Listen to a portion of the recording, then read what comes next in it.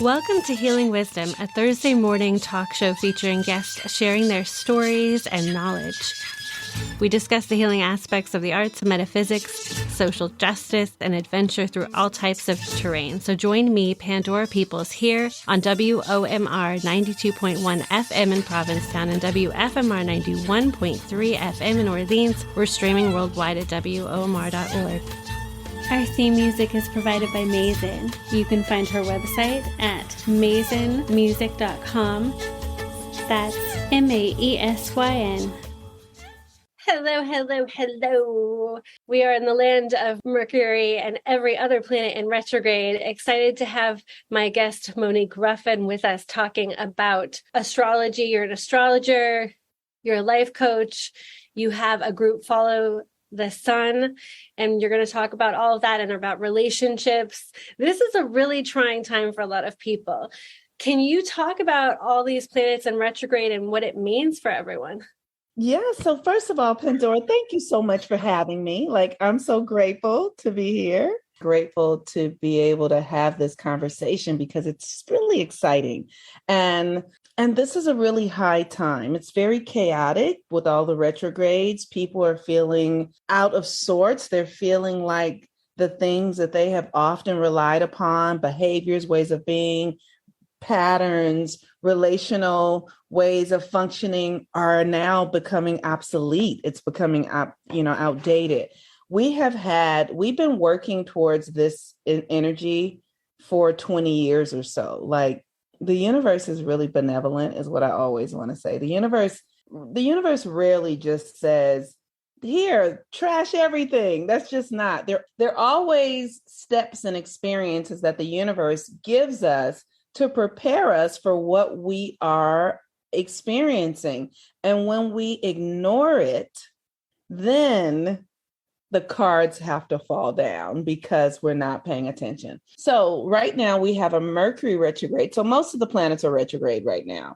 And so for instance, Pluto is retrograde. That retrograde ends on October 8th. It's retrograde in Capricorn, which is about our authority, our personal authority, and how we've been giving our authority away to people in power, to family members, to friends, to lovers.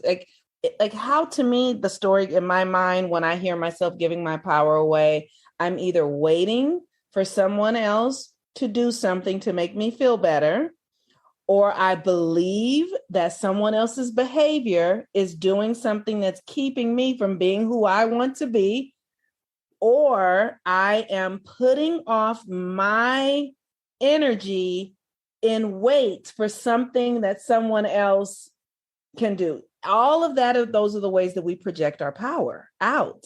So Pluto is the ruler of that, and that retrograde started April 29th, ends October 8th. So we've been looking at our own authority. And then we also have Saturn in retrograde. That started June 4th. It ends October 23rd. Saturn is currently retrograde in Aquarius. Saturn is the traditional ruler of Aquarius. So this energy is really forcing us to cut the ties with things that go against our blueprint. Like we all have a blueprint. We all are made in a certain way, to function in a certain way, to be on purpose, to have a mission. And many of us are distracted by all sorts of things that keep us from really being who we are meant to be. And those things are very subtle. The universe is for you, but we have been conditioned through cultural experiences that have us believe that we're something that we're not, right? So we believe that, oh, I'm a mother, I'm somebody's wife, I'm a doctor, I'm a lawyer, I'm a teacher, whatever those titles are. Those titles have nothing to do with who you really are. And that's a hard thing to take on because we believe deeply in who we really are. Like I believe deeply that I'm a woman, I'm a Black woman. All those are just labels and narratives that really take us away from who we truly are.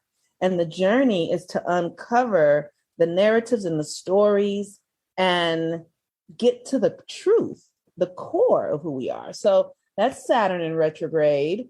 And all of this impacts relationship, because the relationship you're having with yourself is the most significant relationship you have. So if you aren't allowing you to be you, if you are suppressing your own urges or desires or beliefs, then how can anybody else stand for you if you're not standing for yourself, right?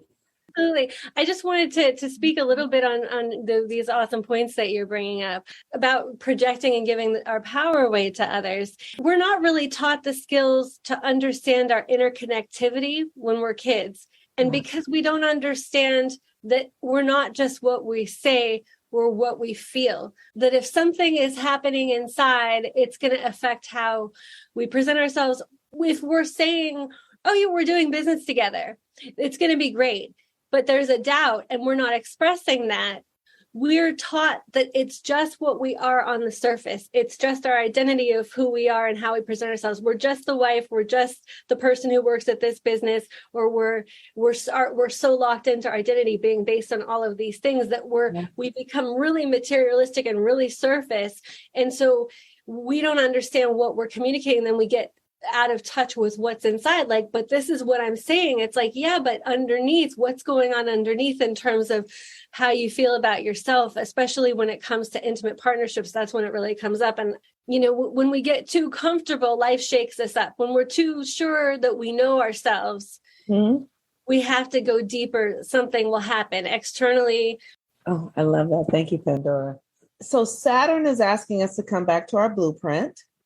And the blueprint is something you have to kind of you have to explore it, right? Like, this is the key. We are in the dark ages right now. We are in the last leg of the dark ages. We have 300 more years left here. And so what that really means is that there are those of us who are not in the dark ages anymore. Like, we're really expunging our consciousness and moving into light. And then that is going to become the real virus. That's the real virus. The light is the real virus. So more of us are going to catch it. And then more and more and more of us will spread the virus that is the light of our authenticity to move into the age of Aquarius. Like I said, we're 300 years out, but because the universe is an ebb and flow system, there are people that are there now in consciousness. And then there are people who are really far away from it. But as we begin to ascend, because the planet is moving more into light, that's just what's happening. Everybody is going to move into this light. And as we get closer and closer to the light, the shadow becomes exacerbated. All the trauma, all the stories, all the karma, the neglect, the things that our culture and our families and the current time space experience that we're having has allowed us to just step over things, right? So like, we live in a country that is entirely in denial about all the isms. And what it takes is just for each individual person to begin to make peace with that stuff inside of themselves. And as one person heals it, then they step into more light, and then they beam more light, and then other people will begin to follow. So the thing that's really significant right now is Mercury is also in retrograde in Libra, which is the sign of partnership and marriage. Now, the thing that I just love astrology because it has helped me understand how to be a human here in the earth realm, because before I didn't get it. But now, like, Libra is the place where the reflection starts. And the reflection means that the energy that I have inside of me is reflected externally by anything that's in my world, especially people. And so it's important to know that people can only treat us as well as we treat ourselves. And people can only treat us as horrible as we treat ourselves. So if we are suppressing ourselves and denying how we truly feel and we don't really know ourselves, we will attract people who reflect that to us. So, one of the easiest things that I hear is like people, like somebody cheated on me, right? I'm sorry that that's happening. I am sorry that you're experiencing that. But actually, that's the good news, because the universe is now showing you you're cheating on yourself somewhere. Because this person can only reflect to you the level of honesty and integrity that you are having with yourself. Now, the thing that's challenging is that most of us don't believe that, right? So because we don't believe it, it's profoundly threatening to begin to question and say, well, what is it that I'm doing, right? Well, I didn't cheat on them. No, but you're cheating on yourself. You are avoiding cultivating your intuition, your relationship with your body. You're avoiding cultivating your creativity because you rather deny your own gifts and spend time with a partner who is helping you distract yourself from what you really are up to. You are cheating on yourself. So your partner can only mirror to you who you are. You are lying to yourself. So your partner will lie to you. Sometimes people repress a lot of different things. Like that person who was cheated on may have lost their own passion. They may have lost the passion for the person and been like, I'm playing by the rules. Or they may have lost passion about life and be not able to engage with that person. Yes. Or just really disconnected because they're not, like you said, the lying, it's like, because we can really feel the truth of things unless we're numb to our own truth. Yes. Because our heart does gauge that. Yes. So we need to listen to our intuition. Yes. And if something's coming up and you have to have open communication. It's like our relationship works great if we don't communicate. I mean, there's a lot of things that people do in relationships that are weird. Yeah. A lot of people have a lot of strange rules that they have. Like, I can't communicate about this. He can't communicate about this. Or she can't communicate about this, but that's okay. Or we don't go in this direction, or we don't connect on this level. And it's like, let's stir things up and break things up a little bit. Like, let's figure this out. Let's work together. Thing that I feel is that has really helped me was learning how the universe works. And that's the key about Libra and the astrology. Libra is a mirror, no matter what. So when I understand that there are rules to this reality, even if I'm experiencing something that I don't understand or that I can lean into, how does it work? How does it work? Like, that was the part that really saved my life. When I started getting like, it's just how it works. And the reason this was how it was really forced me, because if the universe can only give me a reflection of who I am with myself, I had to really ask myself a lot of questions about being a Black person. That's how it came down for me. What is it about being a Black person that I am in this experience of profound racism and hatred? It just shut everything down for me when I got like, the universe is only reflecting, and there really are no victims. It's the hardest thing in the world to conceptualize, especially at a time like what the world is like now for Black people in a Black body. So I got it. I was like, okay, this is hard. This is not easy, but I want to know the truth so that I can face it. And when I got it, it clicked. And I was just like, oh, it's only reflecting to me my own self-hatred, only reflecting to me my own denial of my own divinity and my own humanity. It's the only way it can happen. This is an act of love. Like, the universe is only loving. And I understand that that's a hard concept to get when we're experiencing things that don't feel loving. that's why I had to understand how the universe works so that I understood that it's only love here.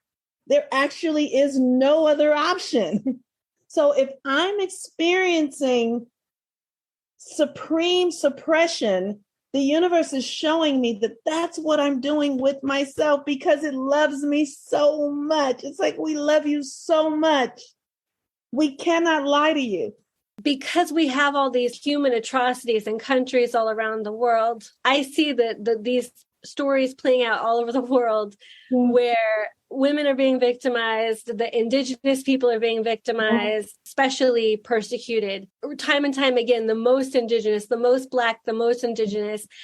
And I feel that there is a collective consciousness that we're struggling with that's non-personal, where it's like we're trying to evolve as human beings, but we have these patterns that we need to heal and understand. And it's great to take personal responsibility, but what do you think about the level of personal experience that you have versus the collective? You talked about scarcity in this one video, and you were talking about colonialism and the colonialist mentality that is mostly rooted in, because of the patriarchal nature of the white culture, is rooted in this idea of scarcity, which I think, from what you said, do with this desire to rape, pillage, take, steal. Yes. This avarice. Yes. So it's the thing. So, yes. So, of course, we all are a part of the whole collective, right? So my individual work, your individual work impacts the collective.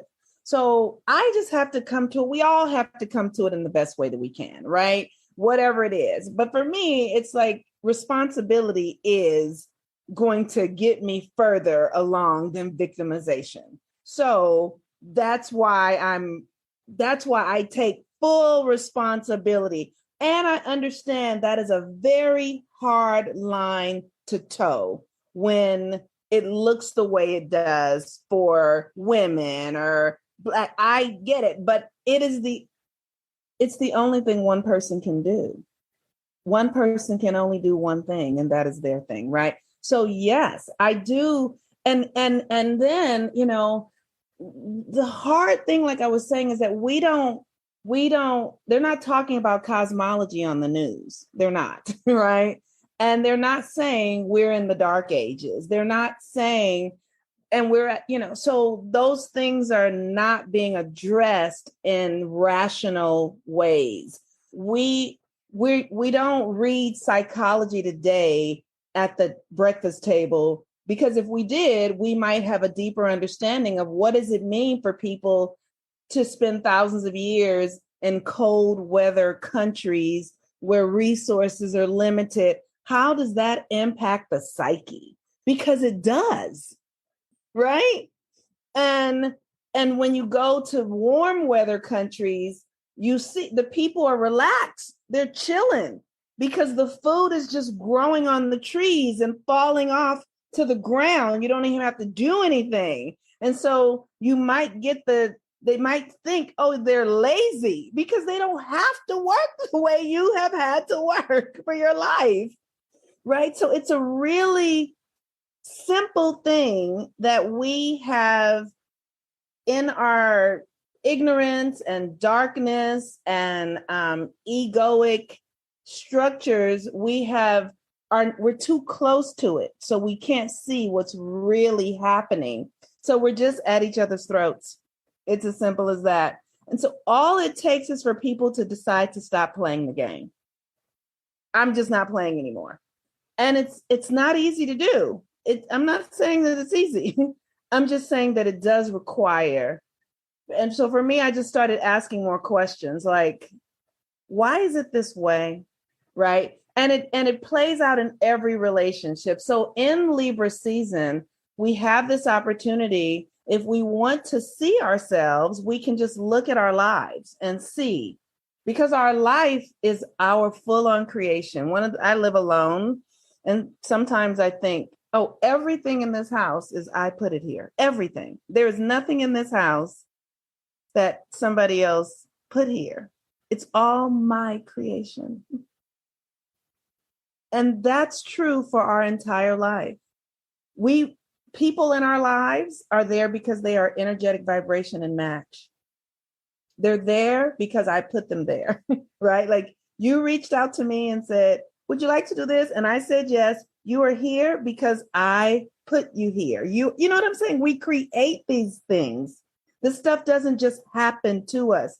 Now, sometimes we create things unconsciously, not really understanding what our motivations are, right? So you might meet someone and think you're attracted to them, and all you see is or feel is the energy of attraction, but beneath the energy of attraction might be scarcity and a fear of being alone or a fear of not feeling worthy. And maybe this person was really attractive. So you felt worthy when they chose you back, right? And then 3 months down the line, that deeper thing that you're unconscious of shows up in the relationship because the energy has to come to life, whether you are aware of it or not. It's just how it works. So the more we can become aware and ask, like I do my best, I ask myself as often as possible, especially when things are hard, what is this trying to show me?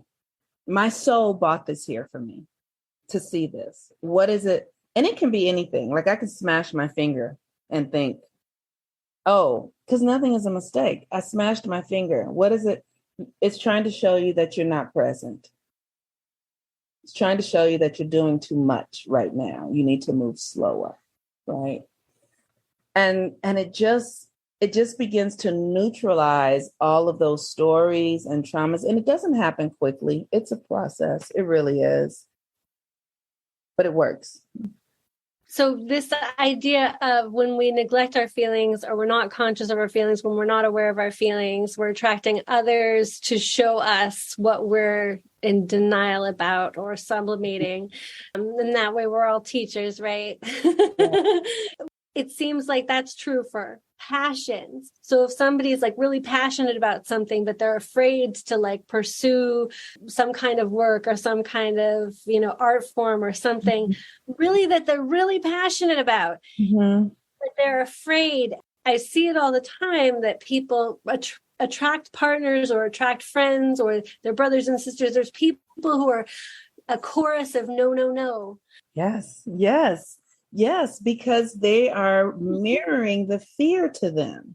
And so, like, you often hear people say, there was a teacher who told me I couldn't live my dreams, right? And then there is that, it's like, well, but the teacher was just mirroring to you what you really believed. And then you had to make a decision if you were going to listen to the naysayer. But what happens is we go, that teacher was a hater or that person was a hater. Actually, they were not a hater. They were actually a lover. They actually loved you so much that they showed you yourself. And you loved yourself so much that you decided to become someone different. It really is fun when you start to play with it, when you stop taking it personally, and it takes a lot to stop. It's taken a lot for me to not take things as personal as I have over time. And I've had to live long and fall on my face a lot to realize, okay, it's me, right? But it really is fun. It really does become fun. And when we understand the retrograde energy, the retrogrades are these incredible opportunities that the universe gives us to see where we are and then go back and collect that old story and paradigm and alchemize it. Like the universe is constantly saying, okay, well, you can be different now. Every single moment of every day. It's like every other possibility exists. You don't have to stay here. And that's the thing that I love about all these retrogrades is because they really help us break down our psyche if we're conscious and erect a new pattern, new ways of being. And it's profoundly intimate because every thought is a thread in the fabric that is your psyche that projects your reality to you. And so the moment you start telling yourself a new story, you bring in a new possibility. And like, for instance, one of the things for me that was really interesting, I'm an astrologer. And are you an astrologer also? Yeah, there was something you mentioned. I was thinking of Black Moon Lilith, and I'm like, that's exactly what Black Moon Lilith is for. And it's interesting because the asteroids that are female that were often discovered like in the 1800s, they've been added to the whole lexicon. And now we have more archetypes to work with. And their placement is interesting. I mean, I think astrology is amazing. A lot of people call it a map, some people call it a blueprint. Some people just think it's presents a lot of helpful tools psychologically and typically to like work with these different elements and to think and be conscious of ourselves, like you can read it in a way where it's like you're reading your tea leaves and you're like, oh, this is kind of silly. Or you can, the more you delve into it, the more people learn about the relationship between all the planets, the houses, the degrees, things. When you get really into details, which a lot of people don't, because they just, they get this is my sun sign, or this is my rising, and that's as deep as they go. But when you look at how the planets are always moving and they're always transiting, if you are having a health breakdown and you've got, and we have a buildup of like 5 planets that are all transiting natally, 5 planets in the 6th house of health, or your work's changing, there's Pluto, there's like Uranus, there's breakdowns, there's breakthroughs, there's transformation, there's change. Maybe Saturn is there too, trying to restructure things. So you kind of build up in a certain area, it's transiting your life, and you look at it and go, whoa, like maybe there's something to this astrology, because this is pretty amazing. It really is. It really works. And it is a map. It's a blueprint that can help us understand how to navigate all of our lives in better ways, or in ways that help us win, because we just want to win. We just don't want to suffer, right? That's really what it is. Astrology really is a helpful tool to help us learn, because here's the thing. We are always growing. And just because we turn 21 and our bodies stop growing, we are still developing. And many of us are not fully developed until we're 38 or 50. And just the way you know how to pump gas, or you know how your stove works, you should know how your faith works. You should know how your psyche works. You should know how intention works. You should know how your relationship to your higher self works. Everyone has one. You should know how your relationship to your ancestors work. It is a real thing. We're not taught these things, though. And all of this stuff makes our physical reality easier. But there are ancestral beings in the atmosphere, invisible, unseen, waiting to help. Thank you so much, astrologer, life coach Monique Ruffin.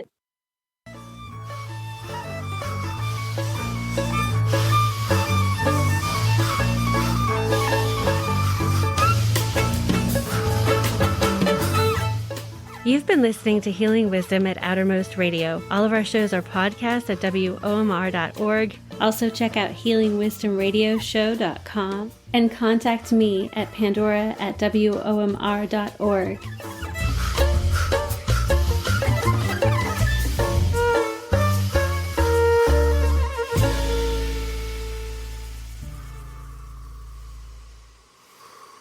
Yeah. Cool.